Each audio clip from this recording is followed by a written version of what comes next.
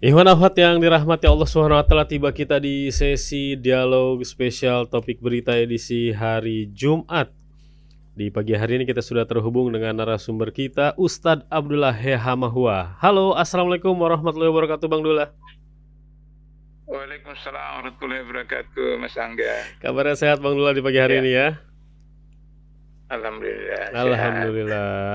Dalam satu pekan ini, Bang Dullah, kita menyoroti berbagai hal kaitannya dengan... Suaranya kok terputus-putus ya? Terputus-putus. Sekarang bagaimana suaranya, Bang Dullah? Oke. Kami pantau ini di radio juga cukup bagus ini suaranya. Nah, Bang Dullah, kita akan menyoroti pertama dari masalah potongan untuk para koruptor ya. Diskon lah istilahnya gitu. Kan dalam sepekan ini nih istilah diskon para koruptor ini seperti angin segar. Angin segar itu bagi keburukan gitu. Angin segar itu bagi para koruptor. Tapi justru saja ini badai gitu ya, bagi kita juga kabar buruk bagi masyarakat bahwa kok seasik ini itu, ada istilah begitu Bang Dullah kalau kata anak-anak Gen Z itu. Seasik ini ya jadi koruptor ya gitu di Indonesia gitu ya. Kasus-kasus yang dari mulai nikel, Pertamina, bank sekarang juga terlibat gitu ya. Semua kasus-kasus di Indonesia ini asik kayak itu jadi koruptor. Ini kan kalimat yang berbahaya gitu yang dilihat oleh Gen Z, karena mungkin praktik yang dilakukan oleh penguasa, oleh orang yang berwenang gitu, oleh aparat tidak menunjukkan praktik keadilan gitu atau praktik keberpihakan kepada yang benar. Nah, pelajaran apa dan juga masukan apa dari Bang Dullah melihat hal ini? Lalu yang kedua, Bang Dullah, kita juga ingin melihat bagaimana pejabat yang terus-menerus saja terbuka gitu ya kasus-kasusnya. Bobby di Sumatera Utara tentu saja setelah selesai dengan urusan pulau, sekarang terjerat urusan PUPR nih. Cuman kan peluangnya kalau masyarakat lihat, wah kalau anggota bekas istana tuh gimana ya, bisa nggak ya diusut gitu ya. Ini hal-hal yang kira-kira masyarakat juga melihat keberanian apa kira-kira yang ditunjukkan oleh aparat dan juga bagaimana sebenarnya keberpihakan aparat terhadap penegakan yang paling utama di negeri ini, membasmi korupsi. Dua itu dulu Bang Dullah, bagaimana Mulas? Monggo. Ya, baik. Para pendengar Radio Silaturahim yang insyaallah diberkahi Allah SWT pada Jumat pagi ini. Yang pertama, soal diskon terhadap korupsi atau koruptor disebabkan beberapa hal, yaitu hampir semua lapisan itu terlibat korupsi, baik eksekutif, legislatif, yudikatif, BUMN, BUMD, bahkan bahasa Surakarta saya itu dari presiden sampai kepala desa atau lurah itu terlibat korupsi.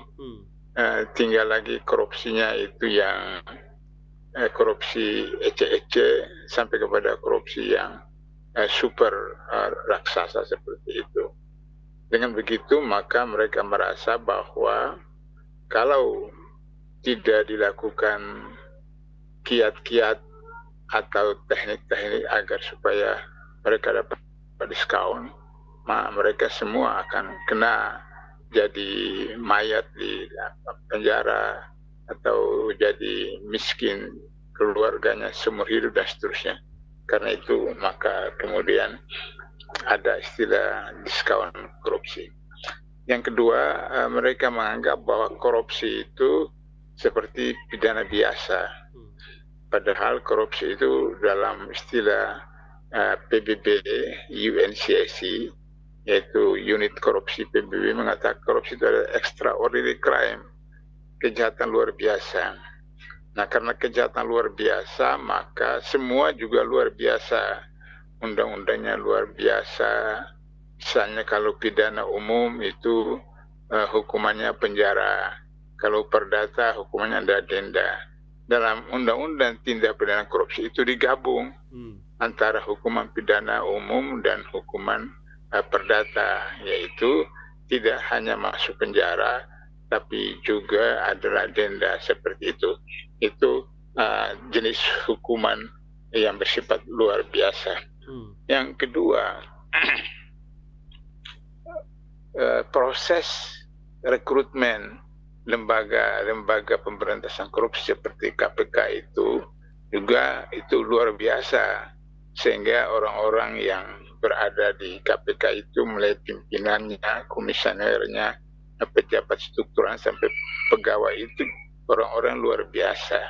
Nah itulah sebabnya maka kenapa Jokowi ketika berkuasa dia ubah undang-undang KPK itu untuk menjadi ASN, sehingga kita tahu dalam budaya ASN tidak ada perkataan tidak. Yang ada itu adalah siap melaksanakan perintah.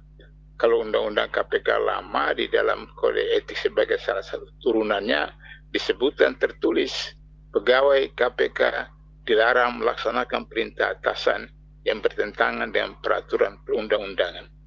Jadi apakah ketua KPK, apakah deputi, apakah direktur itu tidak bisa memerintah seorang pegawai KPK melaksanakan sesuatu yang bertentangan dengan peraturan perundang-undangan.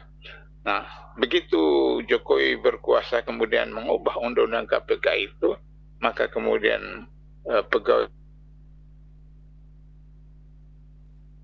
kasus-kasus yang melibatkan Jokowi, melibatkan sekian menteri, melibatkan sekian pejabat publik, BUMN, BUMD, itu tidak diproses oleh mereka, tidak bisa melakukan itu tanpa ada persetujuan dari Dewan Pengawas. Sementara Dewan Pengawas itu ditunjuk oleh Presiden.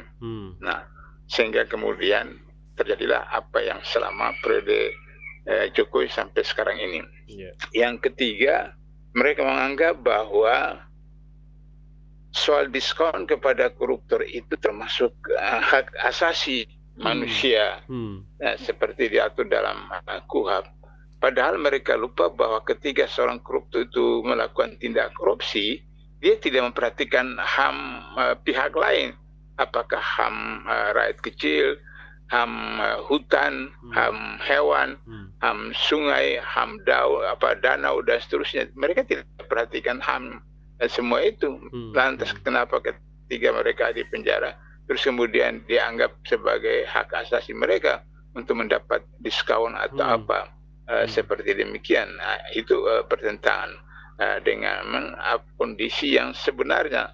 Misalnya hari ini kalau hujan satu hari saja itu dari Aceh sampai Papua Barat itu banjir. Kenapa? Karena koruptor itu tidak memperhatikan hak asasi hutan. Terjadi penebangan hutan secara liar, illegal logging, illegal fishing, illegal mining, dan seterusnya. Coba kita lihat illegal mining, ada kasus Raja Ampat, ada kasus Sumatera Utara, dan seterusnya.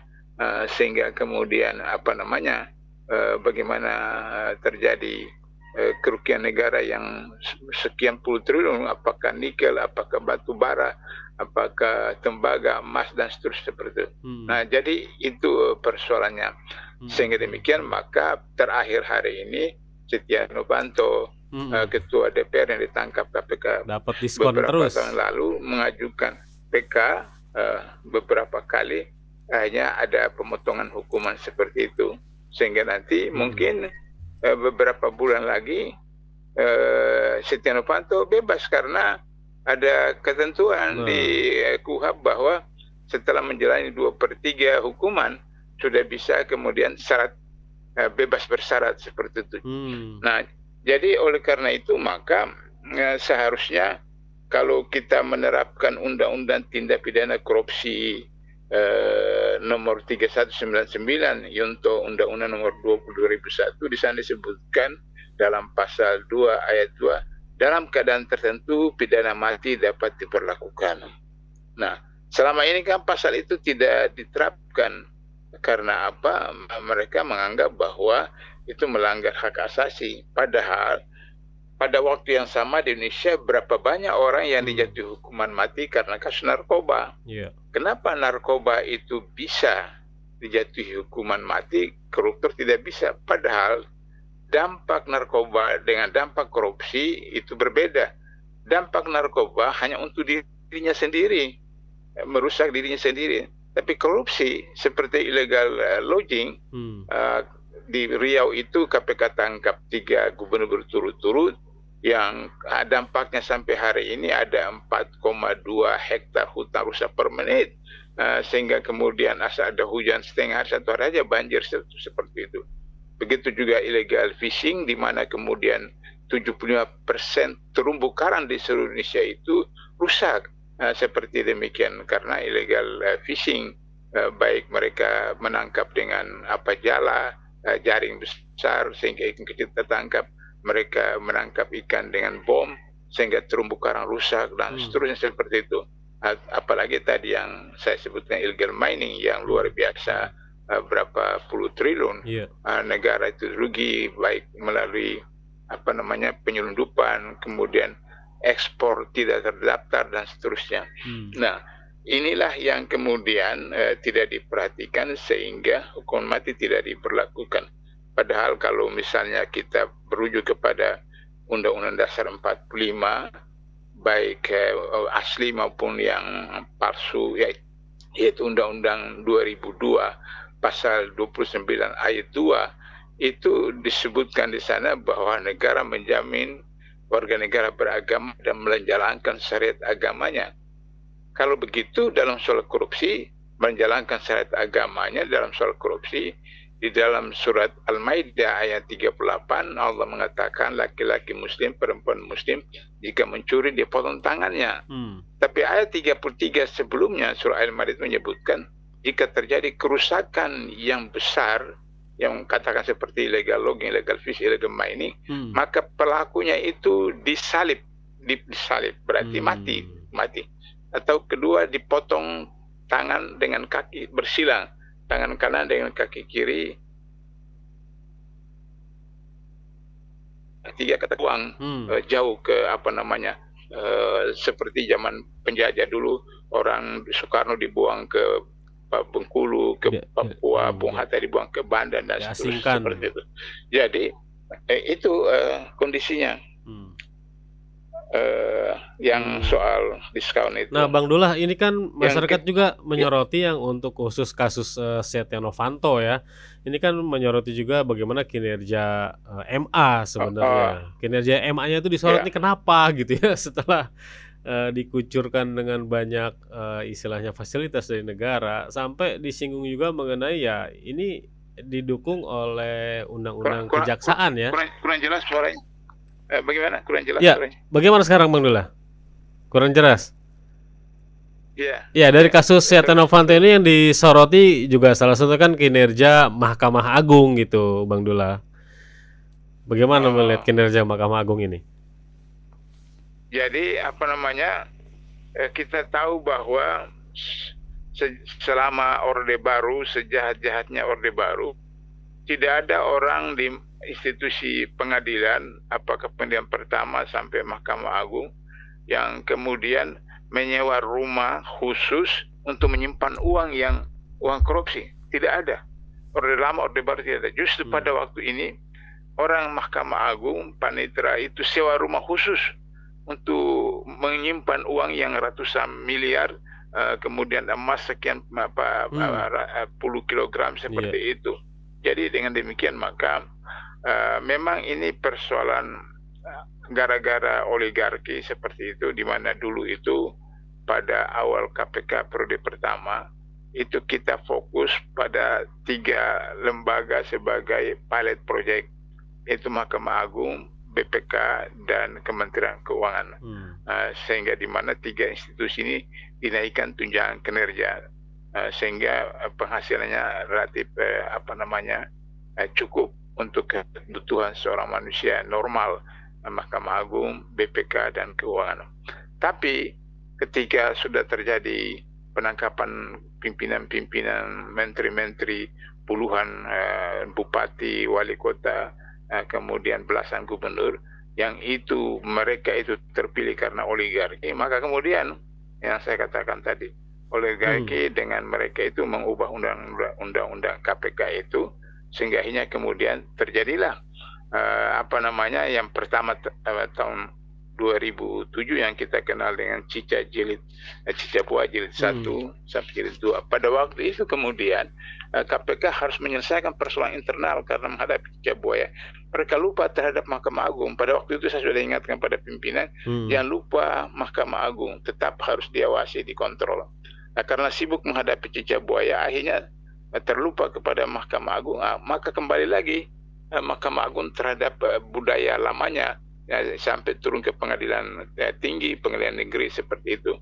Nah, oleh karena itu maka program yang harus dilakukan sekarang kalau misalnya Prabowo mau memberantas korupsi, mengejar koruptor sampai ke benua Antartika, tidak hanya menaikkan gaji, itu hanya salah satu variabel, tapi bukan menentukan. Kenapa? Karena saya sering mengatakan bahwa KPK menangkap ketua MK 10 tahun lalu. Waktu itu gajinya 100 juta satu bulan. Mas Angga, 100 juta satu bulan. Tapi korupsi juga. Kenapa? Karena sistemnya. Jadi Prabowo mau naikkan gaji berapa puluh persen pun, kalau sistemnya tidak diubah, tetap saja akan berlaku. Bagaimana sistemnya itu? Pertama, rekrutmen. Nah, saya tadi malam baru tiba dari NTB. Terus kemudian saya diantar ke bandara sama supir itu. Saya tanya, ngobrol biasa, ngobrol berapa anak, apa segala macam. Ceritanya itu menarik sekali buat saya, adalah bahwa salah satu anaknya masuk TNI, itu membayar 120 juta rupiah.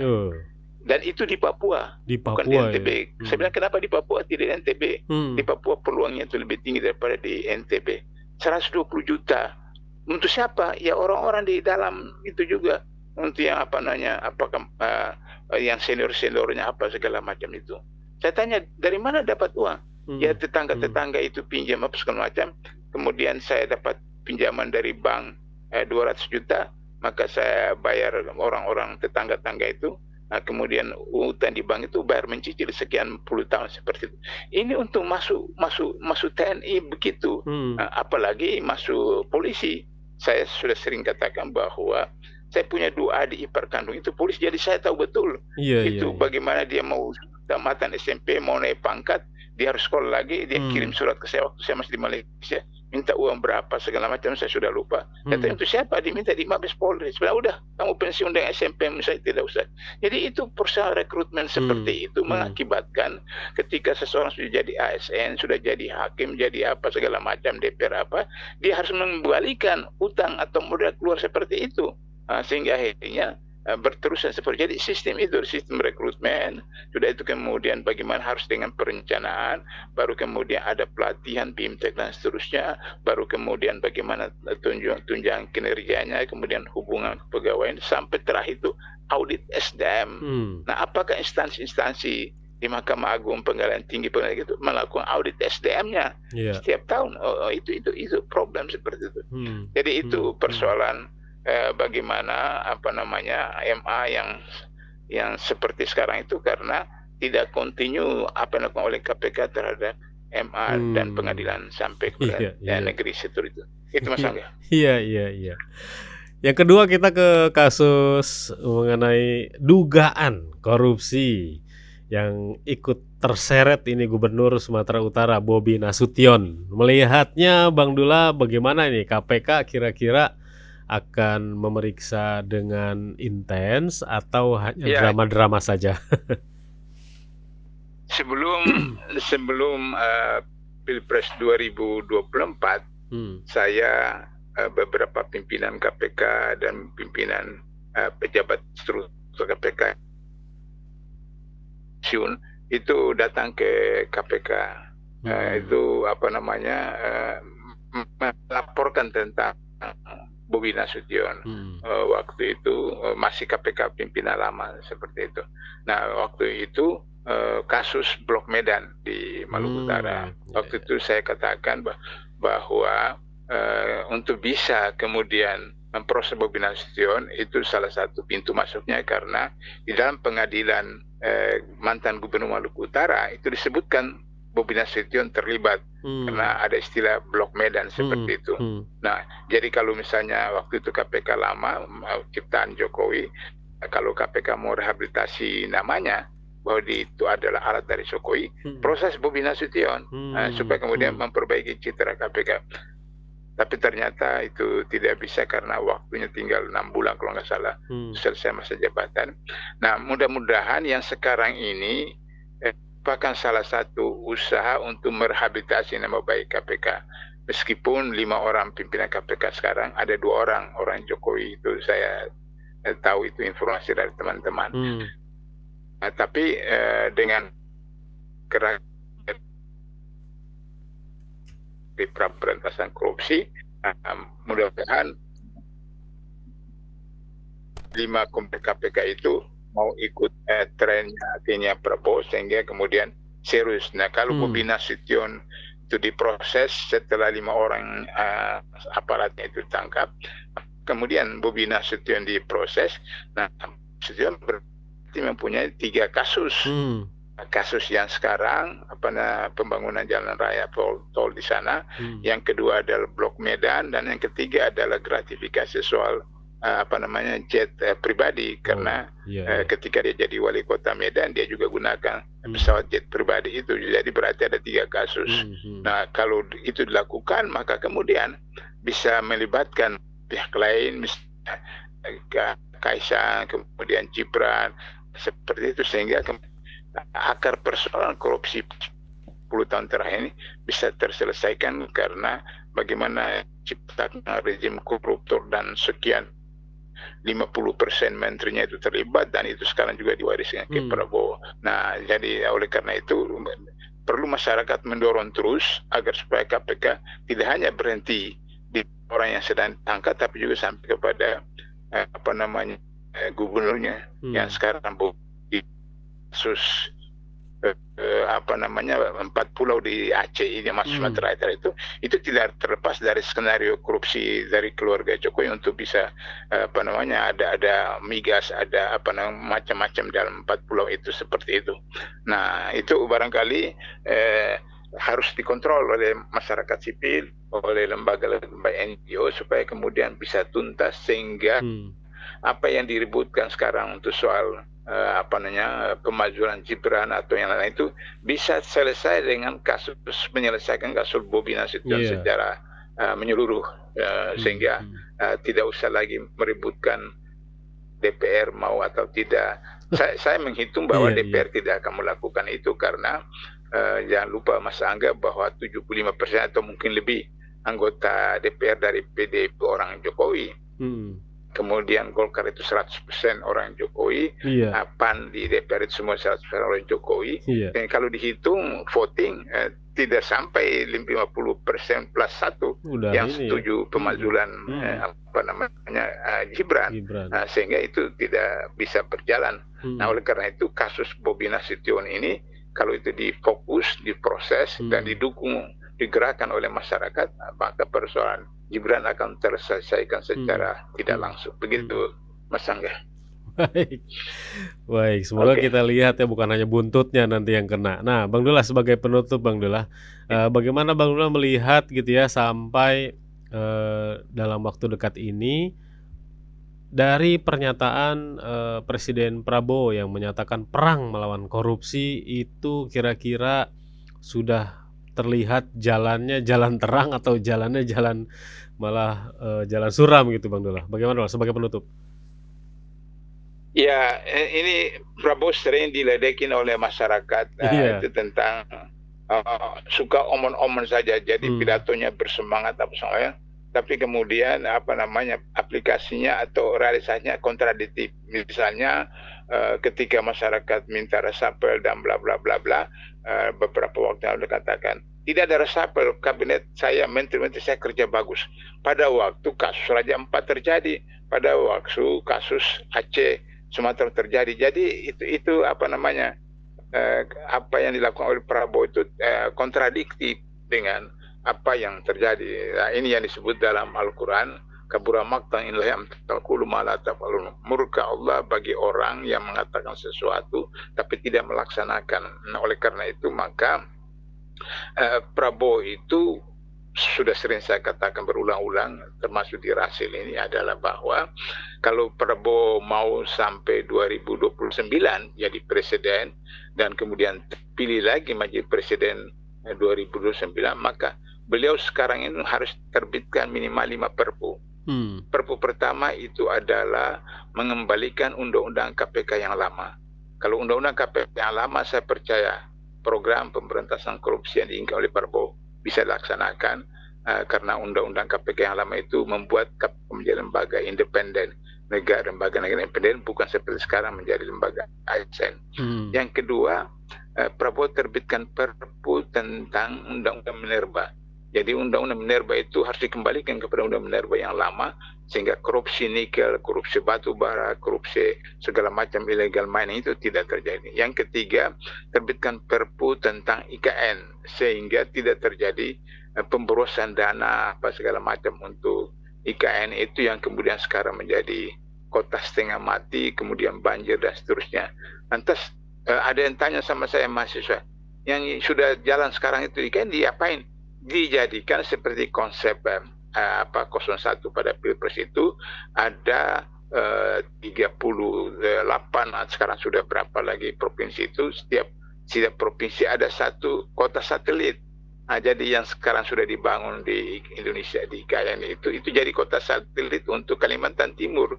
Begitu juga Kalimantan Barat, Kalimantan Selatan, Kalimantan Utara, itu Kalimantan Tengah dibuat kota satelit. Begitu juga di seluruh provinsi, sehingga pemerataan pembangunan itu tidak hanya di Jawa, tapi juga di Indonesia Barat, Indonesia Timur, Indonesia Tengah dan seterusnya seperti itu. Jadi itu perpu yang ketiga. Perpu yang keempat adalah Prabowo terbitkan undang-undang tentang perpu tentang undang-undang kesehatan. Karena undang-undang kesehatan pembunuhan terhadap orang Indonesia secara sistematis melalui undang-undang kesehatan yang bahkan perlu menarik kembali undang-undang itu dengan undang-undang kesehatan yang lama. Yang terakhir adalah undang-undang KHP. Jadi undang-undang KHP itu kemudian dicabut dan kembali kepada undang-undang KUHP yang lama, tapi dengan penyempurnaan. Saya perhatikan bahwa di undang-undang KHP yang lama itu yang yang bertentangan dengan Pancasila itu soal perzinahan saja seperti itu. Karena perzinahan dalam KHP yang lama itu hubungan suka laki-laki dan perempuan, suami dengan istri orang dengan suami itu kalau suka sama suka tidak zina. Kalau padahal dalam Islam tetap itu zina dan jatuh hukuman yang sudah bla bla bla. Jadi kalau 5 perpu itu diterbitkan oleh Prabowo, maka dia punya peluang besar sekali untuk pertama memberantas korupsi, kemudian kabinet berprestasi tinggi, dan dia bisa kemudian selamat untuk sampai 2029. Dan kalau dia memang masih mau maju lagi 2029, punya peluang. Jika tidak, saya tidak terlalu optimis dia jadi presiden sampai 2029. Saya khawatir 1-2 tahun saja sudah disingkirkan oleh kelompok Jokowi dengan gengnya, baik dalam negeri maupun luar negeri. Begitu, Mas Angga. Baik Bang Dullah, luar biasa. Terima kasih atas dialognya di pagi hari ini, Bang Dullah. Insya Allah kita jumpa lagi pekan depan. Assalamualaikum. Waalaikumsalam warahmatullahi wabarakatuh.